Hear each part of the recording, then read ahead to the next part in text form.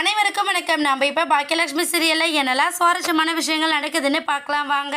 கோபி தான் அம்மா நம்ம பிள்ளையே இல்லைன்னு சொன்னதை நினச்சி வெளியே வாசப்படியில் உட்காந்து ரொம்ப கதறி அழுதுகிட்டு இருக்காரு. அம்மாவை நம்ம ரொம்ப தப்பாக புரிஞ்சுக்கிட்டதுனால தானே அம்மா நம்மளை இப்படி அவாய்ட் பண்ணுறாங்க.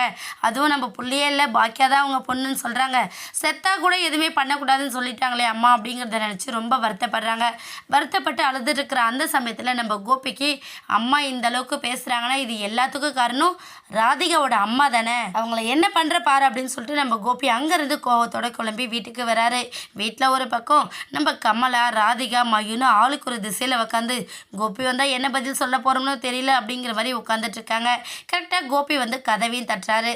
கதவை தட்டின உடனே கமலா என்ன பண்ணுறாரு, ராதிகா யாரோ வந்திருக்காங்க போய் கதவை தரும் அப்படிங்கிற மாதிரி சொல்ல உடனே ராதிகா வந்து ஏன் யார் வந்து கதவை தட்டுவாங்கன்னு உனக்கு தெரியலையா, போயிட்டு கதவை தரு.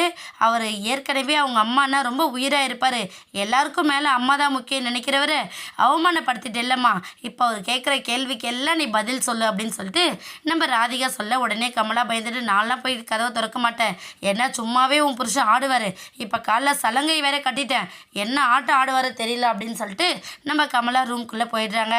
உடனே ராதிகாவும் ஒரு பக்கம் பயத்தோடையும் பதட்டத்தோடையும் போய் கதவை திறக்கிறாங்க. கோபி என்னடான்னா ரொம்ப கோவத்தோட நிற்கிறத பார்த்து நம்ம ராதிகா தூரமாக வந்து நிற்க உடனே மயு பாப்பா ஒரு பக்கம் காதெல்லாம் முடிக்கிறாங்க. ஐயோ டேடி ரொம்ப கோவமாக வருவார், என்ன சத்தம் போடுவாரோ என்ன பண்ண போகிறதோ தெரியல அப்படிங்கிற மாதிரி மயு பாப்பாவும் இருக்கிறாங்க. ஆனால் இவங்க யாருமே நினைக்கிறத தாண்டி நம்ம கோபி என்ன பண்ணுறாருன்னா ரொம்ப துக்கத்தோடையும் துயரத்தோடையும் போய் உட்காந்து தண்ணியை பார்க்குறாரு. தண்ணி இல்லாதனால உடனே நம்ம ராதிகா தண்ணி கொண்டாந்து கொடுக்குறாங்க. கொடுத்துட்டு கோபி தயவு செஞ்சு என்னை மன்னிச்சிருங்க, நான் இப்படி நடக்கணும் எதிர்பார்க்கவே இல்லை, என் அம்மா தப்பாக நினச்சிக்கிட்டு என்னையும் போய் சொல்ல வச்சுட்டாங்க அப்படிங்கிற மாதிரி நம்ம ராதிகா சொல்கிறாங்க. உடனே கோபி சத்தம் போட்டு அலறாரு. ஐயோ என் அம்மா இந்த அளவுக்கு என்ன நினச்சிட்டாங்களே அப்படிங்கிற மாதிரி கோபி வருத்தப்படுறாங்க. கோபியோட வருத்தத்தை பார்த்து நம்ம ராதிகா ஒரு பக்கம் ஃபீல் பண்ணுறாங்க. என் நகை போதுன்னு வெயிட் பண்ணி பார்க்கலாம். இந்த வீடியோ உங்களுக்கு பிடிச்சிருந்தா மறக்காமல் நம்ம சேனலை சப்ஸ்கிரைப் பண்ணுங்கள். தேங்க்யூ.